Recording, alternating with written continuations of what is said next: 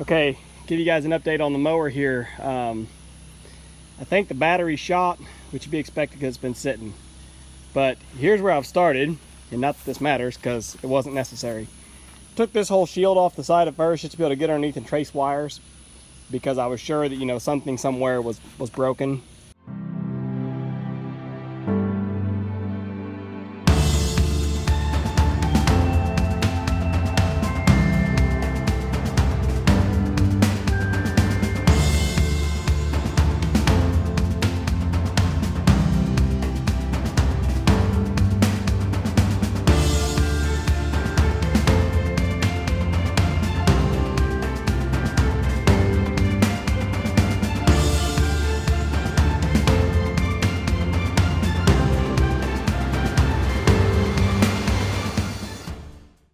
If you guys remember, I think when I picked the mower up, anyway, I know I was telling everybody else this, I don't remember if I said it in the video. The guy, what he told me, you know, was that it was running great and it just shut off. And I thought, well, and he said it, he was like, man, it might just be like a low oil sensor or some stupid crap like that. And when he offered it to me, I pulled the dipstick and it was dry. Well, guess what? I just put oil in it, bumped the key, got a click. Prior to the oil, it wouldn't do anything. So it seems like the issue very well may have just been the low oil sensor. Now, of course, the problem is that the battery's dead, and I'm praying that the engine is not seized up.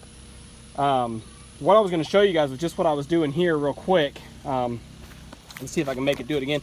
Oh, and I wanted to mention to you how this starter works. So this threw me off. I'm used to working on bigger machines where the starter has a solenoid directly on the starter, and you can jump the starter solenoid right there at the starter to kind of hot wire the machine.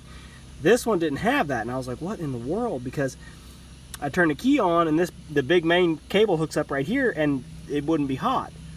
Well, this particular one, this is a, I believe what they call a centrifugal starter. So when you bump it, this spins up and it moves up and engages with the flywheel. So the starter here on the mower, it bolts up right here, and that's where it engages with the flywheel. So I wanted to check, because when I went to start it, this was up. This was kind of stuck up and engaged, and it shouldn't have been. It should always be in the relaxed position unless you're bumping the starter. So I was just testing the starter. Hang on a second. Sorry, I'm back. Had to help my 3-year-old put her undies back on. She decided she needed to pee outside just because she wanted to. And then she was mad because she couldn't get her undies back on. Okay, so we're going to test the starter. I'm just going to show you guys how to do this just to make sure it's working, because I thought, you know, when I bumped the key, it clicked. I'm like, well, that could have been anything. Could be that the battery's dead, could be that the starter's seized. So we're gonna hook our negative right here, just anywhere on a mounting bracket. This starter grounds to the frame, okay? And then we're gonna take our positive. We're jumped off to the battery on the tractor. We're gonna take our positive and just touch it right here where this big battery cable would be. And we should, if we can get a good connection. I just had it working, so I don't have a good ground here, I guess, this time. You really gotta, these battery cables of mine are real finicky. Like, they're good heavy duty cables, but you've got to really get a good connection to make it work. There it goes. See it?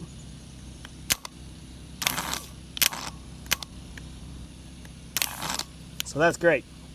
So that confirms that my starter is broke loose and it's working. At least it's not seized. I guess it could be, you know, internally it could be weak to where when it actually gets a load, it won't turn. But I just wanted to show you guys that as far as how to, you know, quickly test. So you didn't even take the starter off to do this technically. I could have done it on the mower, but I pulled it off just because I wanted to look at it a little closer and understand it. This is the first time I've ever dealt with a centrifugal starter like that. I'm going to bolt it back up on the mower here. I'm going to hook the battery cables off the tractor up to the mower. I've got the battery charger going, but I don't think that battery holds. I don't think it's holding any charge at all, because I bump the key and it clicks and then it's totally dead. So I'm going to put the starter back on, and we're going to try to see if we can't jump it off the tractor and at least make the engine turn over. Okay, so I think the last update on the mower here was that I was working on testing that starter. I showed you guys that the starter was broke loose, it was engaging, it was spinning. And that was important because when I was, of course, once I got the oil put in it, I think I told you this, you know, before I put oil in it, when I turned the key, nothing would happen, totally. You know, so I was like, okay, it's a safety switch somewhere, or it's a bad ground. Put oil in it, now I get a click. Okay, so really, truly, I believe the reason this mower shut off on that guy that day, that it was running perfect and it shut off, was low oil. So once I put oil in it, I got a click. Now I didn't know why I was getting the click. Dead battery, most likely. Seized up starter, potentially, because the starter was stuck up and engaged, but once I took it off the mower, I got it to drop back down. And potentially seized motor. Didn't know which was which, right? So we take the starter off, test, okay, starter's working. I bolted the starter back on, and was actually, then I hooked my negative battery clamp here, just grounded anywhere to the frame, and I touched my positive down there on that main lug and jumped it off the tractor battery, which effectively bypasses all the safety switches on the mower, everything. It just straight hot to the starter.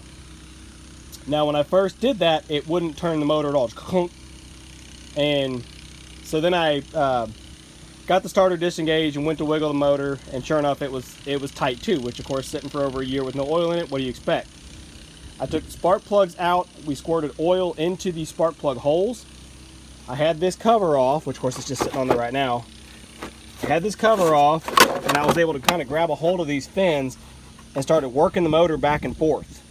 And in doing that, I got it to break loose and turn. So you can see now it can turn, okay? I was trying to look underneath and look for, you know, a nut to put a wrench on underneath, and I couldn't actually get to anything because of how the clutches are with the belts. But I was able to break it loose. I got the motor turning over. So then with the spark plugs out, I engaged the starter again, and I got the thing to spin, and I had it spinning up great. Put the spark plugs back in and tried to go hot to the post there, and it wouldn't turn. And I couldn't, you know, I didn't really understand why, other than maybe coming through the jumper cables, maybe you don't get as much current as you really need. So I put my vice grips here because I broke that nut trying to take that positive off when I was working on the starter. Vice grip my main cable back to the battery terminal. Jumper cables on the battery terminals, bumped the key, and it turned over. So I actually had the mower started and hitting yesterday. I had to use starter fluid. I was using ether, and it sounds bad when it hits that hard on ether. It does not sound good, but I had it turning over and trying to fire. So today's mission will be going through the fuel system, checking that the fuel is all open, that the cylinders are actually getting fuel, and part of that's going to have to be, I think, I was trying to figure out how to drain the fuel tank, but it looks like it draws the fuel tank from basically from the bottom up and over the side. There's not like a fuel drain plug in the bottom that I can find, so I'm afraid I'm going to have to take the fuel tank off, dump it out, fresh gas, and then make sure I've got fresh gas going through the whole system, and then check and see where my carburetor, there should just be the one carburetor, I would think, but honestly, like I said, I don't know. Again, I'm just troubleshooting. Here's the throttle linkage right here, and that goes up in here. My carburetor's up in here somewhere, but it's like I can't see the dang thing unless it's somewhere inside this big plastic box, which when I take this off, that would make sense. Okay, here, let's take this cover off. Air breather normally sits right on top of the carburetor, so take the air breather off, and there's your air intake.